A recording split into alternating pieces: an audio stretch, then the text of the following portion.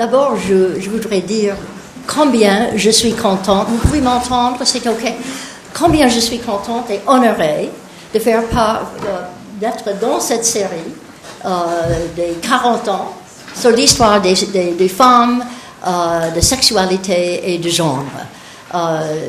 J'ai le sens d'être parmi les amis, les collègues, que nous sommes tous, que nous faisons tous partie, nous avons tous une complicité, comme historienne, comme savante, comme biologiste, tous ce groupe pluridisciplinaire.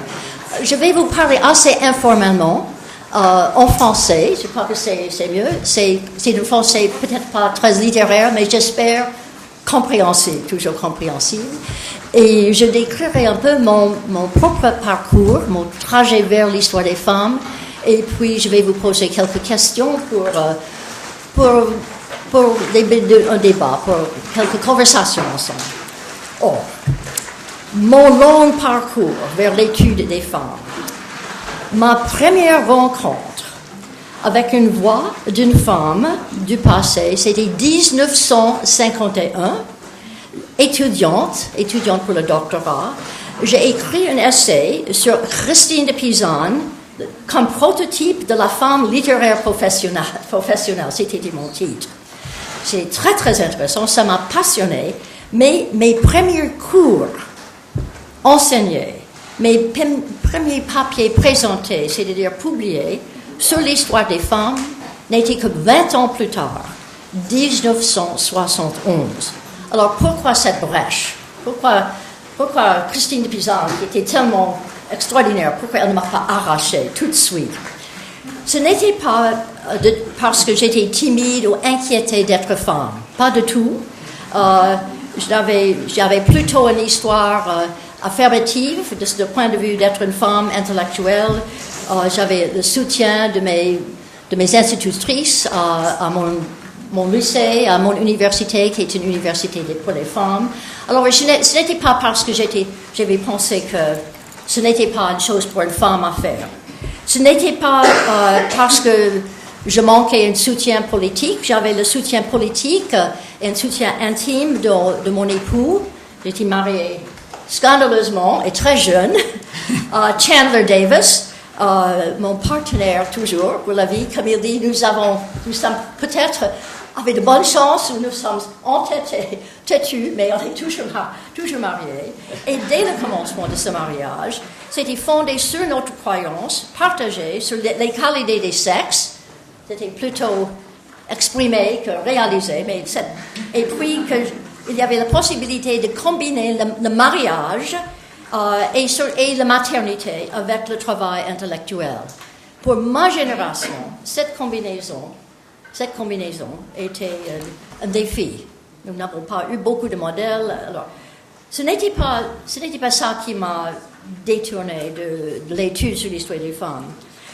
C'était plutôt que je n'ai pas vu à cette époque, je n'ai pas vraiment vu les enjeux dans l'histoire des femmes. À cette époque, il me semblait moins important, moins innovateur d'étudier l'histoire des femmes que d'étudier, comme Eliane a dit, les artisans, la classe, les ouvriers, surtout les hommes, leur lutte sociale, la réforme protestante. C'était ça qui m'a... C'était à cette époque. Pour moi, c'était ça où il y avait les vrais défis. Tandis qu'avec Christine de Pisan, qui est une femme extraordinaire, il y avait la cour, les reines, les princesses, la quête pour le patronage aristocrate, histoire sociale trop raffinée pour moi à cette époque. Alors j'ai mis Christine de Pisan un peu dans mon placard, toujours là, pour concentrer à travers 20 ans plutôt sur l'histoire sociale des paysans, des ouvriers, les compagnons imprimeurs, l'origine sociale de la réforme protestante. Je dois dire, et vous êtes plus au courant que moi, que Michel Perrault a fait vraiment le même trajet que le mien. Elle a commencé avec, n'est-ce pas, les ouvriers industriels au XIXe siècle, pour retourner plus tard vers les femmes. ma jeune collègue et grande amie Joan Scott a fait encore, et Louise Tilley ont fait le même trajet. D'abord pour Joan Scott, les verriers de Carmaux de 74, et puis ensuite les femmes ouvrières. En effet, en regardant ces 20 ans, je dois dire franchement que je n'ai pas beaucoup de regrets. J'ai beaucoup appris. Ça m'a beaucoup aidé. D'abord, il y avait déjà cette recherche difficile, mais une découverte exhilarante des sources. Parce que quand j'ai commencé mon étude sur les compagnons imprimeurs, on m'a dit, qu'est-ce que vous allez faire avec les compagnons imprimeurs? Il y a quelques textes, quelques textes de droit, quelques textes légaux, mais comment est-ce que vous allez faire ça?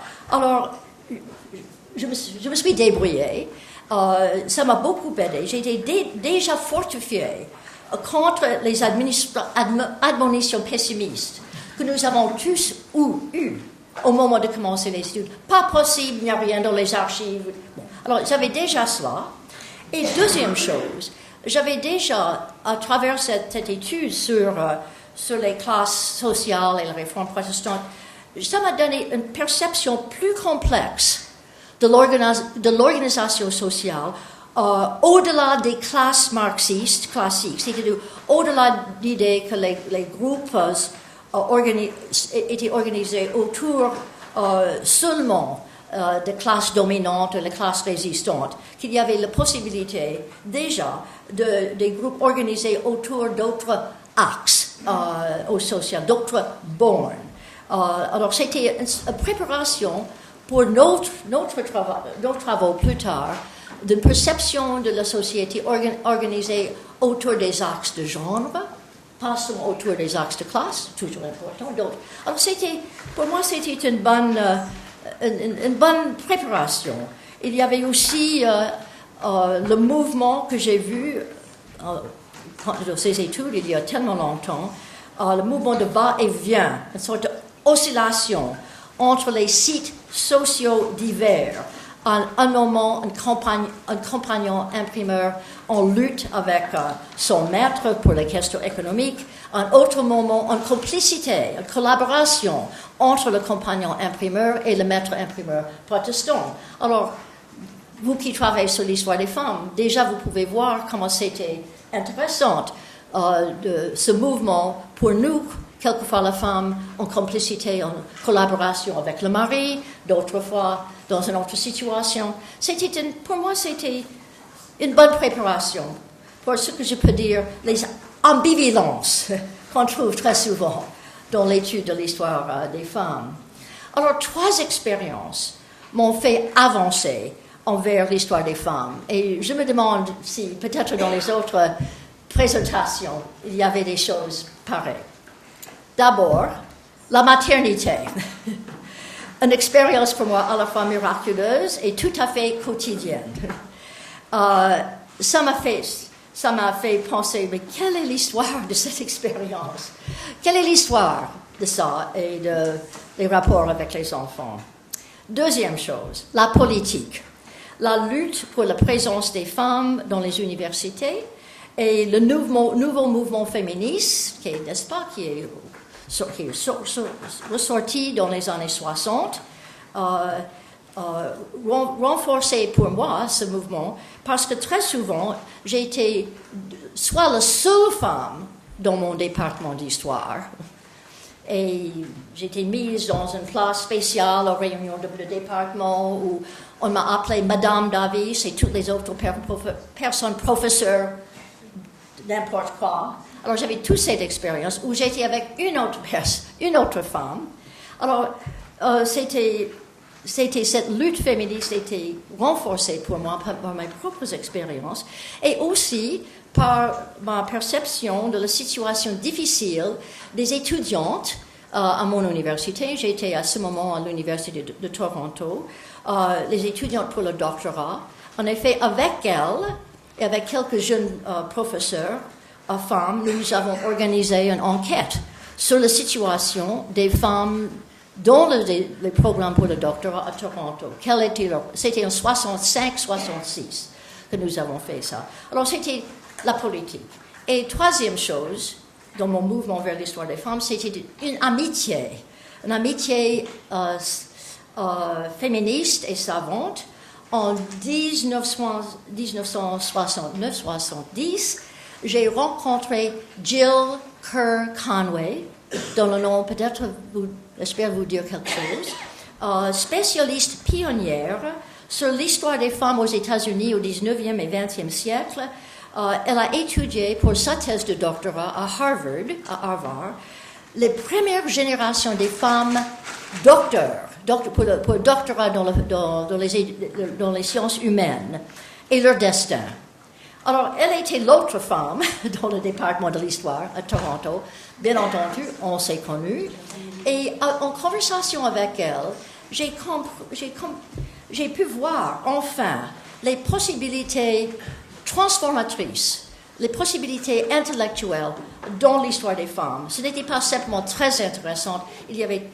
Tous les enjeux étaient beaucoup plus importants que je les avais cru. Et j'ai pu voir en conversation avec elle les liaisons entre les rapports hommes-femmes et les autres rapports sociaux et politiques et les transformations politiques. Alors, c'était avec nos conversations que ça m'a beaucoup aidé. Et en 1971, Gilles et moi, ont établi notre cours ensemble. C'était le premier cours sur l'histoire des femmes au Canada et parmi les premiers aux États-Unis. Et notre titre était Society and the Sexes, on a dit toujours les sexes, Society and the Sexes, in Early Modern Europe and in America. La société et le genre, on dirait aujourd'hui les sexes, à l'époque moderne en Europe et pour elle, parce qu'elle était, et aux États-Unis. C'était une expérience très remarquable, beaucoup d'étudiants, c'était le mouvement féministe autour de nous, et il y avait à la fois un cours innové par les étudiantes, pas en conflit l'un à l'autre, mais les deux.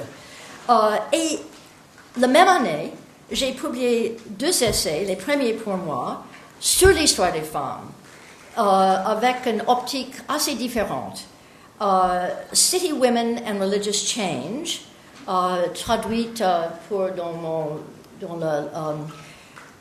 ouvrage Les cultures de peuple comme les Huguenotes. C'est histoire sociale classique, c'est-à-dire les mêmes questions que j'ai déjà posées pour les compagnons imprimeurs et d'autres artisans à Lyon, j'ai posé là pour les femmes urbaines. Quelle était l'attraction de la réforme? Quelles femmes sont devenues protestantes, surtout parmi les artisans et parmi le monde commercial? Quelle était l'attraction de la réforme? Qu'est-ce que les femmes ont fait dans le mouvement protestant? Quelle était l'attitude des autorités protestantes envers les femmes? Est-ce qu'ils ont accueilli les femmes? Est-ce qu'ils ont limité l'aspiration des femmes? Enfin, une évaluation des avances et des limites ou même pertes pour les femmes dans les sociétés réformées comme Lyon et comme Genève, et par comparaison avec les possibilités et les limites dans les sociétés catholiques. Alors ça, c'était un essai que j'ai écrit. Au même moment, ça m'a étonné en préparant cette conférence, cette présentation. C'était la même année que j'ai écrit un ouvrage plutôt anthropologique, un essai, Women on Top, traduit comme la chevauchée des femmes, qui était vraiment l'histoire plutôt anthropologique, c'est-à-dire la même exploration que j'ai faite pour le charivari dans mon essai The Reasons of Misrule, traduit comme la règle à l'envers. Ici, j'ai étudié les rituels de l'inversion quand il s'agissait des échanges entre le masculin et le féminin et le rapport avec les émeutes populaires.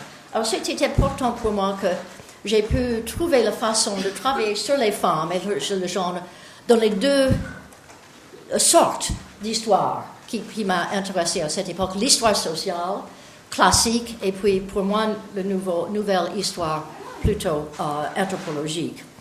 Or, jusqu'à ce point, et puis avec ce deuxième essai, j'ai pu me rendre compte que comment la question de la hiérarchie sociale était approfondie par un examen de rapport homme-femme. Les enjeux, les fruits de cette étude, j'ai pu voir, étaient très utiles. Alors, dans les années suivantes, et bien après, il y avait des très grands plaisirs. Et encore, j'ai le sens que vous avez entendu ce même sens de plaisir, de découverte des autres conférencières. D'abord, je voudrais évoquer l'enthousiasme, l'élan avec lesquels nous nous sommes précipités, nous tous, vers les réserves, de trouver les sources, le plaisir de la découverte des sources. L'élan avec nous sommes précipités vers les réserves des grandes bibliothèques, vers les archives, pour trouver les sources pour nos cours, pour nos propres recherches historiques. Alors, un jour, la découverte d'une autobiographie inconnue. C'est comme à ce moment-là que j'ai découvert l'autobiographie de cette juive remarquable, Glickel Van Hamen, Glickel. Pour moi, jusqu'à ça, inconnu et assez inconnu à beaucoup de gens. Un autre jour, un texte médical où on parle de la naissance ou par un essai, par un ouvrage par une sage-femme, un ouvrage imprimé par une femme éditeur, un pamphlet politique rédigé par une femme, un sermon fougueux, condamnant les vanités des femmes ou les sorcières, une méditation mystique par une religieuse. Chaque jour, il y avait des découvertes. Tous ces textes, nous groupe, notre génération, nous les avons microfilmés pour les étudiantes. Les références, nous avons dactylographie ou puis ronéotypé bien avant l'ordinateur. Alors, tous on est toujours là pour être envoyés aux amies nouvelles historiennes des femmes, partout en Amérique du Nord et à travers l'Atlantique. Pour mes propres recherches, comme j'ai découvert pas mal de choses sur les compagnons imprimeurs à Lyon, à Genève, je me suis rendu compte que dans les contrats de mariage, qui étaient nombreux à Lyon et à Genève, les testaments, les registres des institutions charitables, les procès criminels et civils, j'avais un trésor sur les femmes du même peuple et sur les paysannes. Mais maintenant, vous êtes tout au courant. Et à cette époque, c'était une découverte, une richesse de documentation. Et la question était plutôt l'interprétation et la signification. Et j'avoue que c'est toujours là, cette plaisir de découverte. Plus difficile, j'ai découvert qu'il s'agissait d'une femme particulière pour travailler sur Bertrande Rolls, elle, n'est-ce pas, elle qui était dans l'histoire de Martin Guerre. Pas seulement les paysannes. Plus de défis, parce qu'on voulait trouver une femme précise, une paysanne, toujours très difficile. Ou comme je fais maintenant sur les esclaves, une esclave particulière à Suriname. Mais il y a toujours ces plaisirs de travail. L'autre plaisir de cette époque, c'était les plaisirs de collaboration. Parce que vraiment, ce n'était pas un travail en isolation de tout. Nous avons eu, dès le commencement, des collaboratrices et quelquefois des collaborateurs. On échangeait des bibliographies, des programmes de cours. On construisait des cours et des programmes ensemble. On les a enseignés ensemble. 3 fois dans ma vie, j'ai créé un cours sur l'histoire des femmes et de genre à l'époque moderne. D'abord à l'Université de Toronto avec Jill, et puis à l'Université de Californie à Berkeley, et puis à Princeton, où j'ai été là pour 18 ans. 3 fois, il y avait, dans ces 3 universités, il y avait des réunions fréquentes avec des collègues pluridisciplinaires de préparer un programme dans Women's Studies, les études des femmes pluridisciplinaires et genre, et puis de nous organiser pour des luttes avec quelques collègues récalcitrants, de les établir. Trois fois des victoires fêtées entre nous. C'était des moments intéressants. Et puis, il y avait des réseaux à travers l'Amérique du Nord. À travers l'Amérique du Nord, nous avons eu une coterie politique dans la AHA, l'Association américaine des historiens, pour insister d'abord sur la présence des femmes dans les départements d'histoire comme historiennes et la présence des femmes dans cette organisation. Mon élection comme présidente de la AHA était peut-être j'avais quelque chose à faire, mais c'était vraiment une victoire collective. Et parce que c'était la première femme c'était la deuxième femme dans le 100 années, et la première était pendant la Deuxième Guerre mondiale.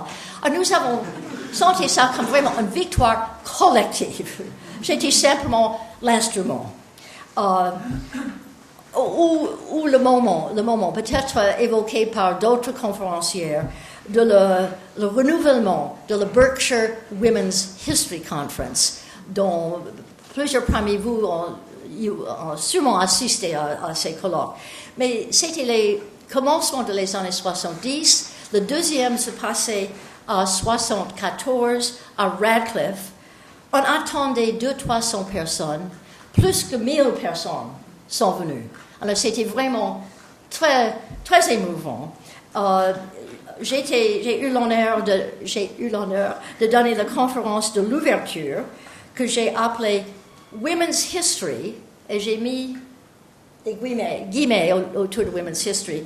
Women's History in Transition, the European Case. La première fois, puis, comme document, j'ai la photocopie de la publication 2 ans plus tard dans la revue Feminist Studies, dans la revue Études féministes. Et en le relisant pour cette présentation, j'ai noté que c'était la première fois, je crois, que je me suis servi du mot genre.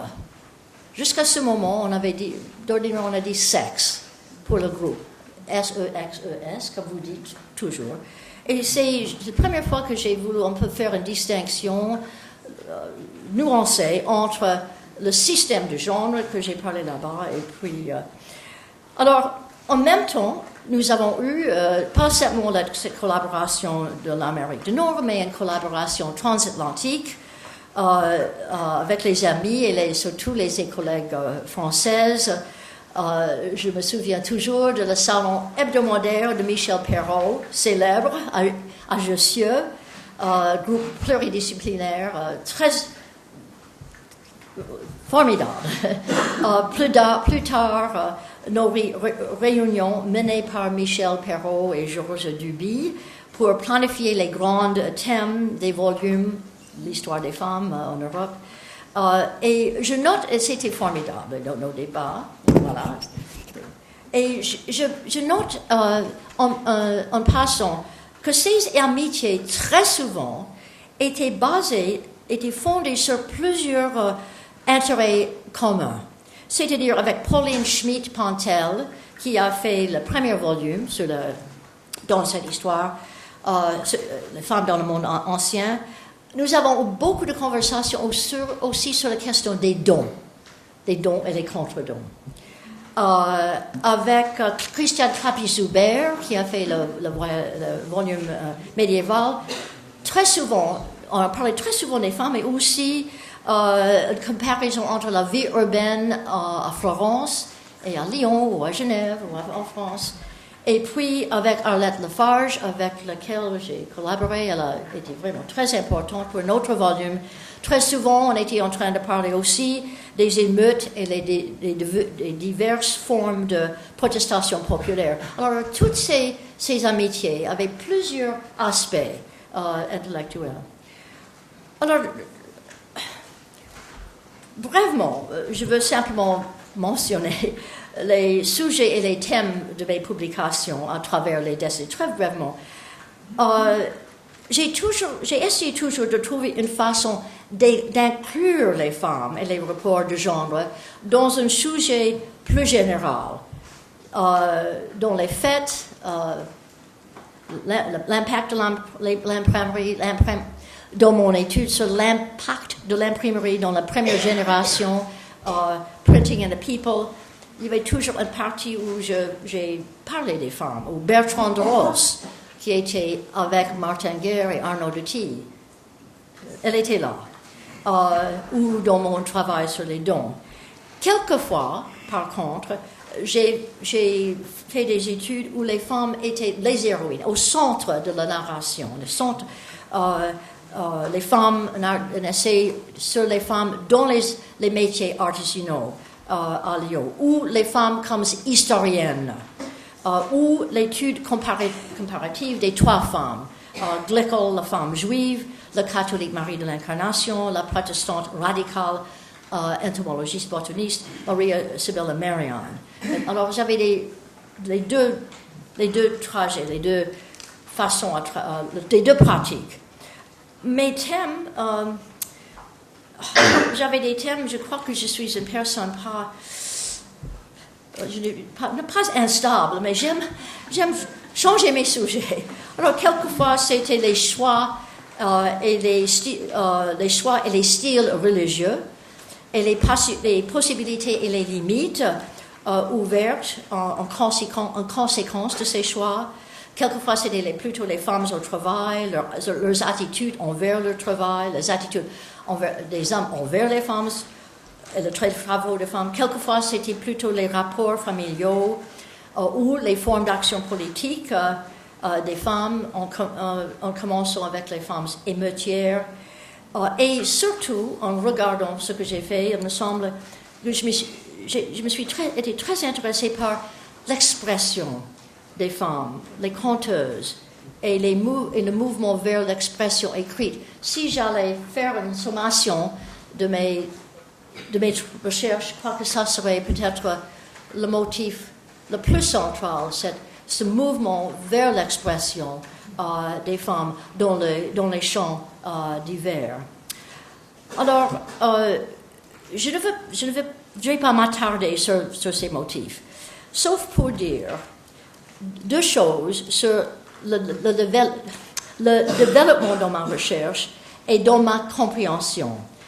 En regardant ces décennies, il me semble qu'il y avait deux choses qui ont facilité pour moi un mouvement, plus de compréhension. Il y avait deux choses. D'abord, c'était le choix d'un nouveau cadre pour mes explorations. Un cadre qui m'a amené aux sources nouvelles. Et quelquefois, c'est un cadre dans lequel ce n'était pas du tout évident que j'allais trouver un aspect de genre, un aspect de genre d'importance. Quelquefois, c'est une question inspirée par tout à fait d'autres considérations. Par exemple, Eliane a mentionné mon ouvrage sur les lettres de pardon, les lettres de rémission. Quand j'ai commencé cette étude, je n'avais pas du tout l'idée, je n'étais pas du tout centrée sur les femmes. C'était parce que je cherchais une source pour le style de conter, le style de récit, les formes de récit, surtout des gens sans lettres. Et c'est une question posée pour moi par mon étude sur Martin Guerre. J'ai achevé cet ouvrage, l'ouvrage écrit, en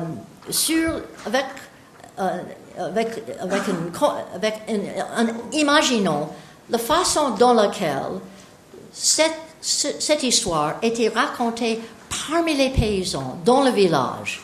Je savais comment cette histoire était racontée par le juge Corras et par les gens qui ont écrit les petits pamphlets, les gens lettrés.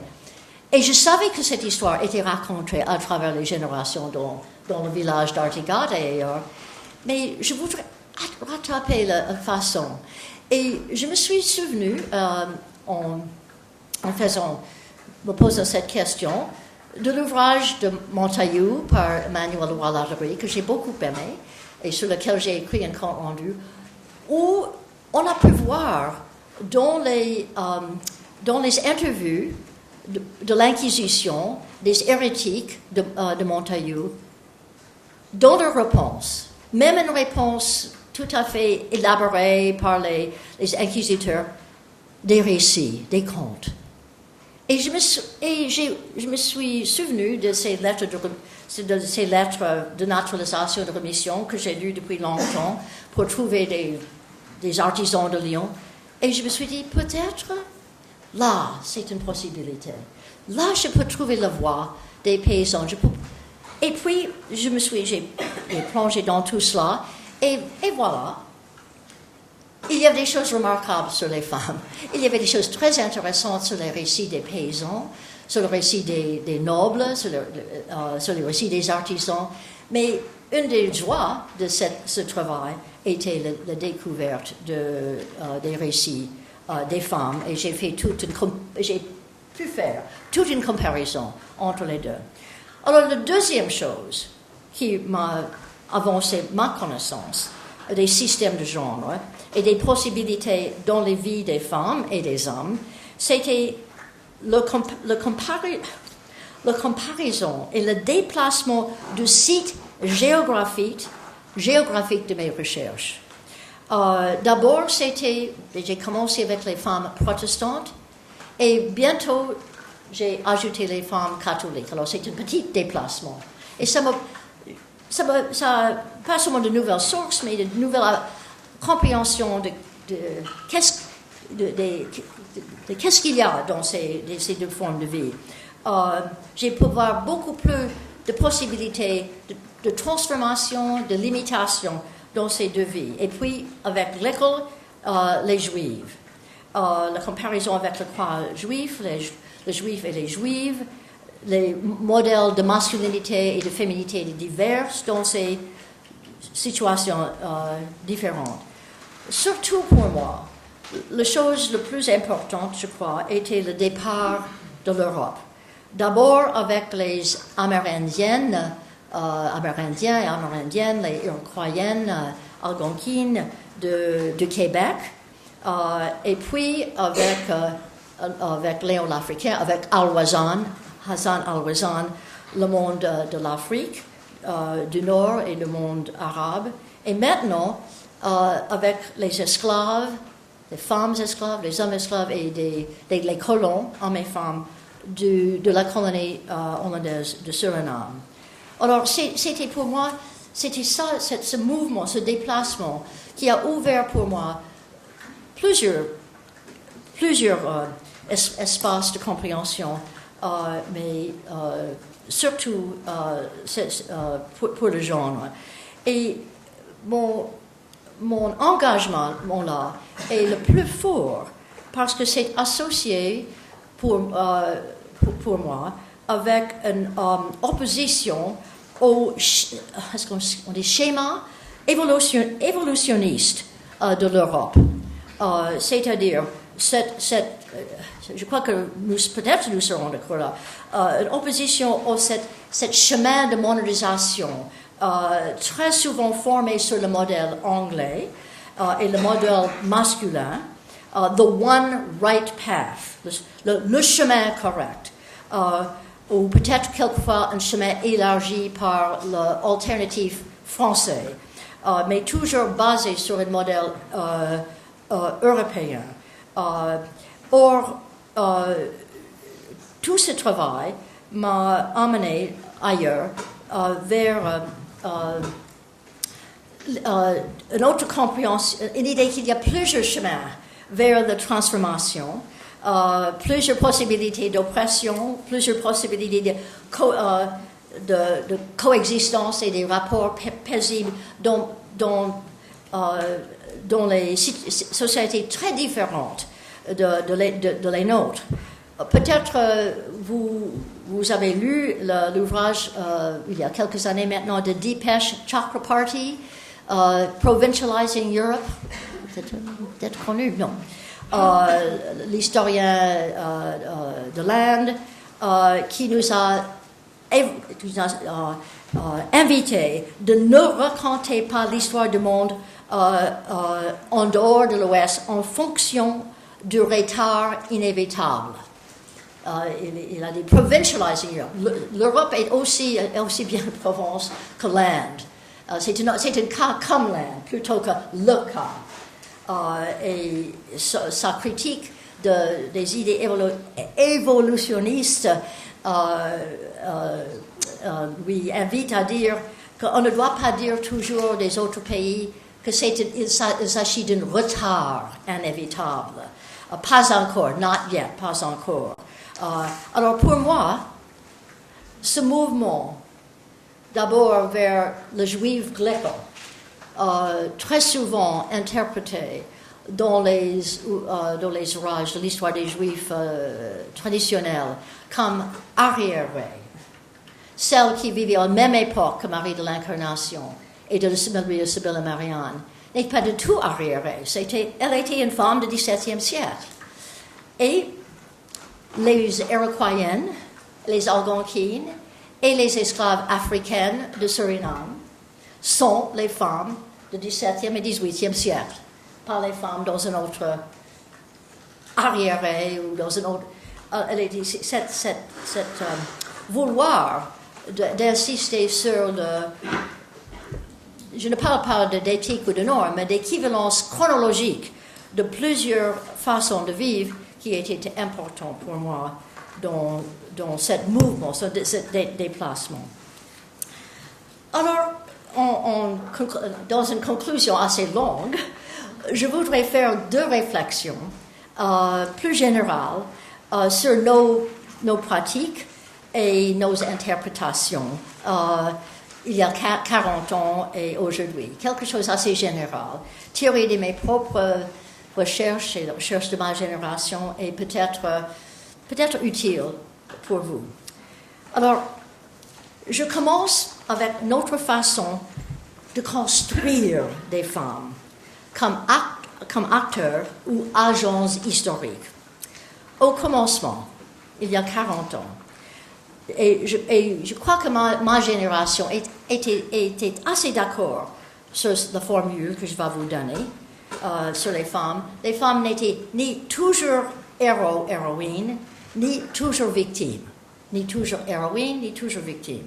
Les femmes dans nos récits, sûrement les miens, et je crois que c'est vrai pour mes contemporains et mes contemporaines, étaient quelquefois très souffrantes, très exploitées, quelquefois très résistantes, très courageuses, mais au moins, elles étaient débrouillardes, astuces, pratiques, bricoleuses, habiles à se servir de ressources culturelles disponibles pour elles, etc. Vous voyez un peu. Elles avaient toujours un espace, même petit, pour action, pour prendre des mesures. Pour moi, en effet, j'ai une habitude. Je suis presque contrôlée par cette habitude. Je le fais avec les hommes aussi. Toujours, ils trouvent un moyen dans une situation d'oppression. Dans tout cela, toute cette forme de créer, de construire des femmes comme acteurs, où étaient les femmes vraiment méchantes, scélérates, vraiment cruelles, vindictives, exploitatives? Je me moque de moi-même. En écrivant sur les reines, dans le chapitre que j'ai contribué à notre volume sur l'histoire des femmes, mon chapitre était sur les femmes et les actions politiques. Il y avait les émeutières, les femmes qui écrivaient les pamphlets, et enfin il y avait les reines. Dans ce chapitre, pour les volumes Perrault-Duby, j'ai surtout parlé du style adapté par chacune d'elles, chacune reine, pour établir leur autorité. C'est-à-dire la reine vierge, célibate, guerrière d'Élisabeth Ier, la mère dévote et puissante de Catherine de Médicis. Mais je n'ai pas, pour Catherine de Médicis, je crois que je n'ai rien dit sur la Saint-Barthélemy. J'ai parlé de son style et pas de la Saint. Peut-être j'ai dit, je devrais relire chaque chapitre. Non, Eliane Viano, qui a vraiment travaillé de grandes études. Alors, elle a fait toute l'histoire sur le reine Margot. Mais et puis c'est une génération plus jeune que la mienne. Mais alors, c'était en commençant des études sur les sujets dont le centre, le nœud, n'était pas le genre, que je suis arrivée enfin à décrire des femmes avec une gamme, une rangée d'actions et des sentiments plus larges. Quand j'ai écrit sur les rites de violence, il y avait les rites de violence au XVIe siècle, il y avait les émeutes populaires pendant les guerres de religion. Enfin, j'arrive aux femmes meurtrières, iconoclastiques, hurlant les injures contre les femmes aussi bien que les hommes. Alors, c'est quand j'ai commencé sur le sujet plus général, ou quand j'ai commencé d'écrire sur les propriétés et les systèmes d'héritage, enfin, j'arrive aux femmes tout à fait complices du système familial, exogame, aux intérêts tout à fait complices avec les intérêts de leurs époux, quelquefois contre les autres femmes, avec leurs propres filles contre les filles des autres femmes. D'accord, une complicité limitée, peut-être, très souvent par la fidélité et l'intimité avec les sœurs de ces femmes, ou par l'attraction des valeurs religieuses, mais néanmoins complicites, des femmes complicites avec le système, entre guillemets, patriarcal. Avec les dons et les contre-dons, enfin j'arrive aux mères cruelles. Il y avait des mères généreuses, mais il y avait aussi des mères cruelles. Quelques enfants favoris, embrouillent avec un fils, héritons une fille, choisissons avec une autre, enfin. Mais c'était à travers le chemin du don. Et maintenant, avec ces travaux sur l'esclavage à Suriname, mon premier rencontre avec les femmes et l'esclavage, en effet, c'était avec Maria Sibylla Marion, l'entomologiste et botaniste qui a passé 4 ans à Suriname, et dont les assistants, les aides, ses informateurs pour ses travaux scientifiques étaient ses esclaves. Or, quand j'ai écrit cet ouvrage, il y a une douzaine d'années déjà, plus, j'ai voulu insister sur l'assistance de ces esclaves, mais j'ai adouci cette situation en soulignant un contraste avec les hommes savants, amateurs de nature, qui, comme elles, sont allés aux Antilles pour les Anglais, les Français, pour étudier les insectes, les animaux, etc., qui n'ont rien dit sur leurs assistants, esclaves, ou leurs informateurs. Elle, Marianne, exceptionnellement, a parlé de ces femmes, ces esclaves. Elle a parlé souvent, et elle a décrit leur vie brièvement, avec compréhension. Et elle a exprimé une sympathie contre les punitions cruelles qu'elles ont subies. Alors c'était vrai, ce que j'ai dit ce n'était pas faux, mais en effet, j'ai adouci cette femme comme propriétaire des esclaves. J'ai créé Marianne, et comme elle était, je crois qu'elle était comme ça, un propriétaire bénin. Bon, alors maintenant que je suis vraiment, pas seulement sur Marianne, mais sur l'esclavage plus général, je suis quelques familles et quelques générations, quelques réseaux de plantations.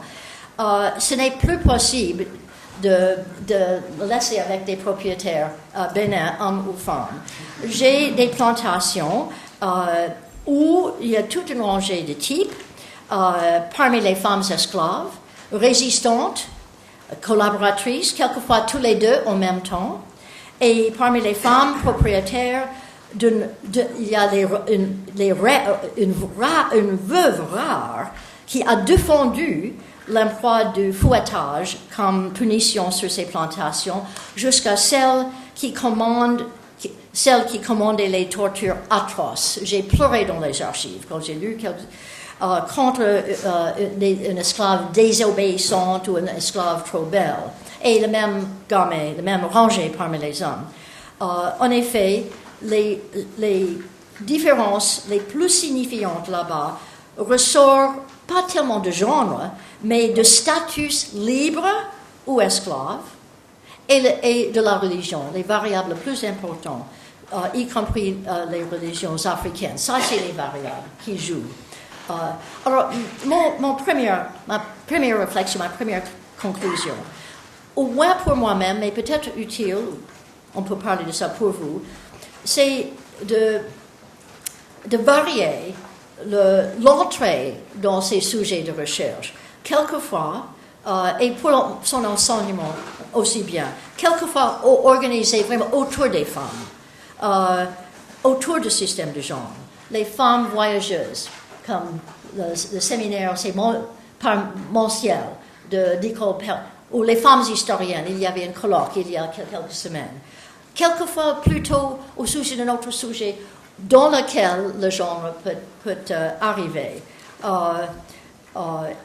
avec une double problématique. Jill et moi, nous nous sommes dit récemment que si nous allions enseigner encore une fois cette classe, au moins pour les étudiantes pour le doctorat, peut-être pas pour les étudiants pour la première année, si nous allions le faire refaire, cette fois, nous allons commencer peut-être avec le sujet l'immigration ou la philanthropie, n'importe, un sujet général dans lequel nous allions examiner la question de genre, mais commencer avec un autre sujet. Or, j'ai été bien frappée, pour donner un exemple, au colloque, il y a en mai, ici à Paris, je crois que c'était Paris, sur interdit et genre. Et c'est exactement la sorte de choses que je suggère pas comme le seul chemin, mais comme une alternative, parce qu'il y avait l'interdit, comme interdit sexuel, toutes sortes d'interdits, et puis le genre était une sorte, était entrelacé dans tous les thèmes, mais c'était par un chemin un peu plus indirect. Alors ça, c'était la première section. Le deuxième est un peu plus compliqué, j'espère que je peux m'exprimer en français, mais c'est une réflexion sur le couple likeness and difference, sur le couple, la ressemblance et la différence, dans deux situations. D'abord, comme des issues informant les revendications politiques et sociales, d'abord des féministes, et dans un deuxième plan, comme idée, comme concept servant de base pour notre catégorie de genre, soulignons notre catégorie de genre. Alors, je commence avec le premier exemple. À mon avis, une des plus grandes contributions de l'histoire des femmes et du genre a été l'exploration de cette tension entre la ressemblance et la différence. Un approfondissement très important de notre compréhension des issues et des enjeux dans l'histoire des femmes et des pensées féministes, et en effet, dans l'histoire des groupes analogues.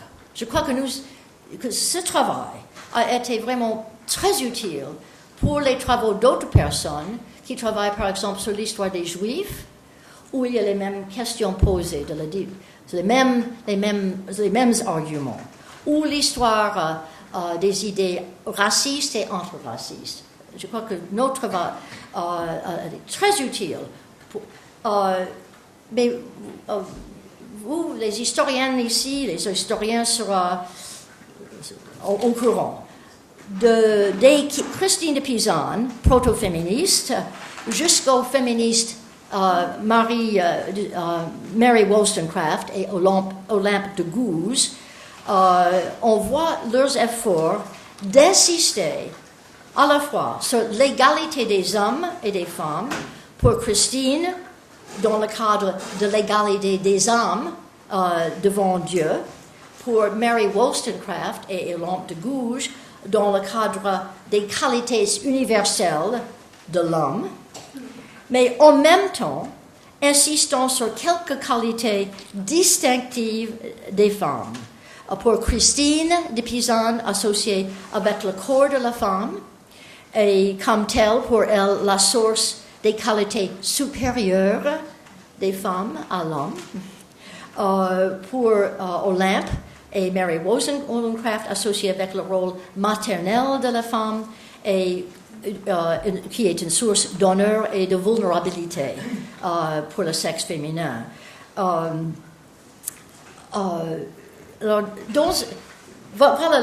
ce modèle. Dans son ouvrage brillant, Only Paradoxes to Offer, c'est traduit en français? Oui.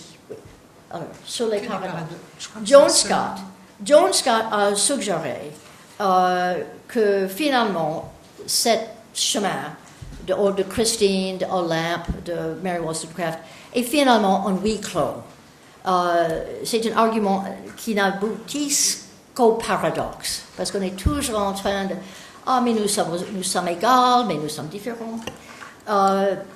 Et dans son livre récent, La politique de la voile, qui est traduit elle aussi, elle offre comme base alternative à l'université de l'homme. Pour elle, une image monolithique, modelée après l'homme européen. Elle offre comme alternative l'image des différences des individus, les différences entre les êtres individuels qui n'existent qu'avec des autres. La base n'est pas un homme universel, mais individu qui existe, qui est toujours différent que les autres, mais qui n'existe qu'avec les autres personnes, et la différence entre les groupes. Toute la pratique sociale, politique et constitutionnelle pour elle consiste en la négociation des différences entre ces groupes individuels ou ces individuels qui existent avec les autres personnes. Alors, c'est un modèle extrêmement intéressant, bon à penser, je crois. J'avoue que c'est très intéressant. J'avoue que je regrette dans ce modèle l'absence de la ressemblance. Parce que je trouve que peut-être c'est un huis clos, mais aussi il y avait une tension entre la différence et la ressemblance qui était très créatrice à travers les siècles et aujourd'hui. Mais en tout cas, ce qui est sûr, c'est qu'on a besoin de renouvellement de ces catégories. Alors moi-même, plutôt que de laisser la question comme de suivre tout à fait le chemin de John, je vais dans un autre sens que j'arriverai à ça dans un moment, ma décision là. Parce que je voudrais poser la même question que pas seulement sur la pensée féministe et cette question de ressemblance et des différences. Je vous poser exactement la même question pour un autre théâtre dans lequel a joué ce couple, la ressemblance et la différence, le théâtre de nos propres recherches et travaux sur l'histoire des femmes et du genre. La même question, mais dans un autre théâtre. Au commencement de nos recherches, il y a 40 ans, ma génération était assez confiante de notre habilité d'identifier le groupe femmes, la catégorie hommes, et femmes. On savait bien, nous savions bien qu'il y avait des différences sociales parmi les hommes et les femmes.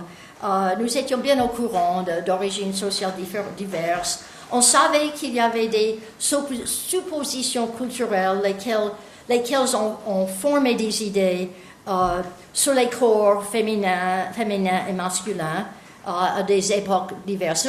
Nous savions ça.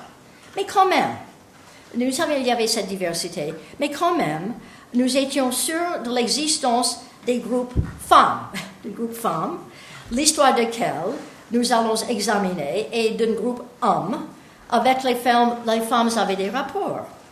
Et le corps, et les actions de corps, surtout les rôles divers dont la procréation et la maternité, ont servi pour nous comme les critères dans notre identification des hommes et des femmes. Alors, avec ce modèle binaire, nous nous sommes tous plongés dans nos recherches et dans notre enseignement. Le modèle, je crois, binaire nous a bien servi à travers les décennies. Et il a beaucoup de souplesse. Ce n'était pas un modèle tout à fait rigide. On peut parler des inversions entre les versions. Si on a un modèle binaire, on peut le tourner à l'envers. Dans chaque catégorie, homme, femme, il y avait toute une rangée de styles que nous avons pu voir, reconnus à l'époque, comme aujourd'hui, par exemple, au Moyen-Âge, la possibilité de mettre un homme marié ou un homme célibat. Il y avait ouvert, tout à fait, il y avait une rangée de styles ouverts. Avec ce modèle binaire, nous avons pu poursuivre nos enquêtes en diverses sociétés et siècles divers. On a fait beaucoup de progrès. On a découvert pas mal de choses. On a pu décrire des systèmes de genre divers. Dans cette société, peut-être les femmes ont beaucoup de pouvoir politique, mais la situation des femmes pauvres est très, très basse. Dans une autre société, beaucoup de charisme et de statut pour une femme religieuse, mais rien du point de vue politique. Nous avons pu établir plusieurs modèles. Mais après un temps, je ne sais pas si vous serez d'accord, après un temps, nos questions, cette répétition de mêmes pratiques, de mêmes questions, de mêmes formulations, commençaient de perdre leur force transformatrice, basées comme elles sont sur le modèle binaire, et cette poursuite familière de situations où joue toujours cette couple, la ressemblance et la différence. On pose toujours les mêmes questions. On arrive aux réponses qui, d'accord, enrichissent beaucoup notre archive, même dans une façon remarquable, et toujours important à faire. Et je pose la question, ou je le suggère pour débat, mais nous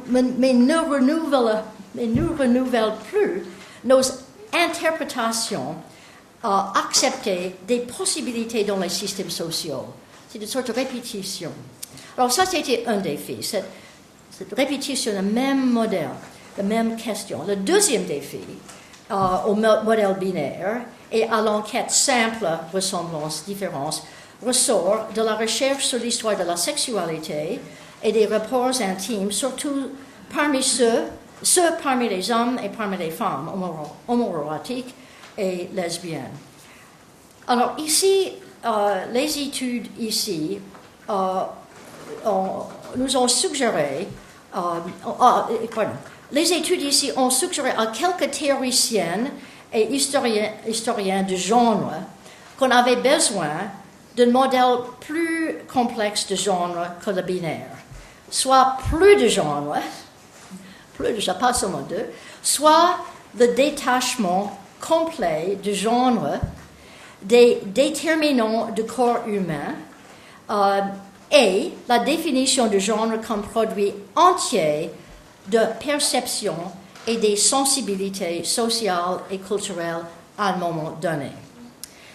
Or, pour quelques théoriciens, sociologues, historiques et juridiques, cette définition de genre, pour quelques-uns, a ouvert un chemin nouveau.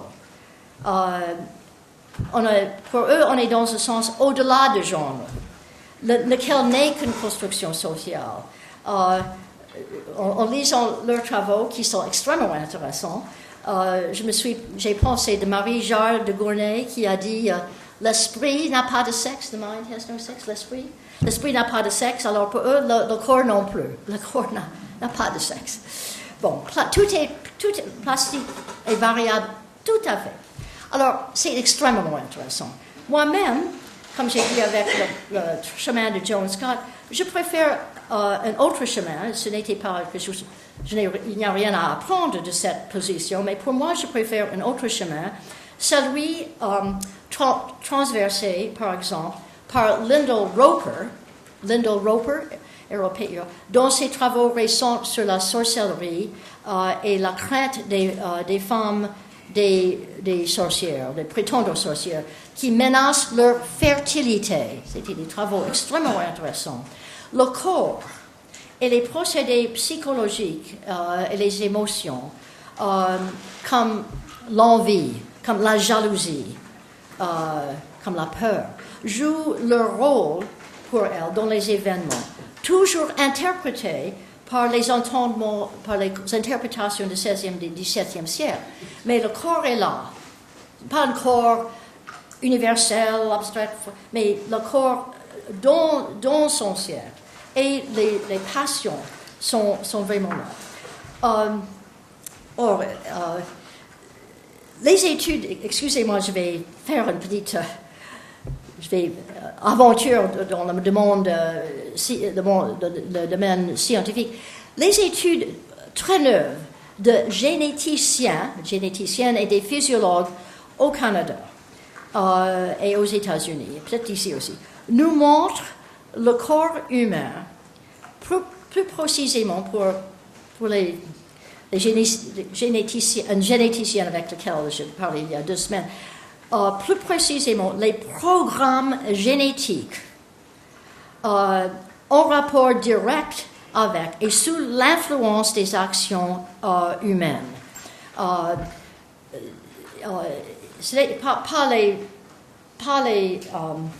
les programmes génétiques ici, limités, fermes dans leur coin, mais plutôt en rapport direct et sous l'action des actions humaines. Cette dame m'a dit il y a quelques semaines, pendant son groupe là-bas, pendant les premières semaines et les premiers mois après la naissance de l'enfant, quelques commandes de ADN, quelques commandes sont déclenchées seulement par l'expérience humaine. Sans cette expérience humaine, les touches, d'autres choses, le ADN ne va pas être ouvert. Alors c'était même à ce moment, il y a une sorte d'ouverture entre l'expérience et le corps. Alors, déjà avec les modèles psychosomatiques, ces modèles nous ont offert une image d'échange entre le corps et les émotions. Et maintenant, avec ces travaux, ces nouveaux travaux, on peut voir un échange entre l'expérience quotidienne des femmes, de la mère, des êtres humains, et l'action de ADN. Alors, en tout cela, ce que je l'aime c'est le corps est toujours là, pas détaché d'autres genres, mais ce n'est plus une structure indépendante. Ici, dans ces modèles, c'est influencé, ce n'était plus une structure indépendante, influencée seulement par d'autres événements physiques, et avec des limites claires, bornes, très limitées, mais plutôt un réseau d'activités dont les bornes sont très fluides, une zone de contact plutôt. On échange avec les personnes, ces échanges toujours, bien entendu, sujets à l'interprétation de l'époque. Alors c'est un modèle très différent que le modèle que nous avons eu comme chercheurs il y a 40 ans. C'est différent que le modèle rejeté par ceux qui disent que le genre n'est qu'une construction. Et suivant cette façon de concevoir les choses, on peut figurer les femmes et les hommes pas comme un couple binaire, avec les limites fixées, bornées et claires, mais comme des réseaux de traits et de possibilités qui se recouvrent, qui se chevauchent. La frontière entre ces réseaux ouverts, comme l'espace entre la terre et la mer. J'aime cette image, où arrivent les laits et les relais de la mer, et où les choses surprenantes se passent, peuvent se passer. Et pour explorer ces espaces, ces frontières, ces réseaux, nous pourrons nous servir toujours de nos outils solides, toujours. La recherche de la différence et la ressemblance. Je ne parle pas de le rejet, aucun rejet de ces techniques, ces pratiques que nous avons qui étaient très utiles pour nous. Pas du tout de rejet, mais d'ajouter à ces pratiques et ces outils, nous pourrons inventer de nouvelles questions, de nouvelles façons d'observer et de décrire ces gens de passé, nos frères et nos sœurs, leur système, leur désordre, leur tristesse, leurs espoirs. Alors, je termine avec l'expression de mon espoir et de toute ma confiance en l'avenir de ces études dans les mains de la jeune génération qui est ici et qui va avancer bien plus loin que nous, notre vision dans les sens bien inattendus et fructueux. Alors, c'est à vous l'avenir.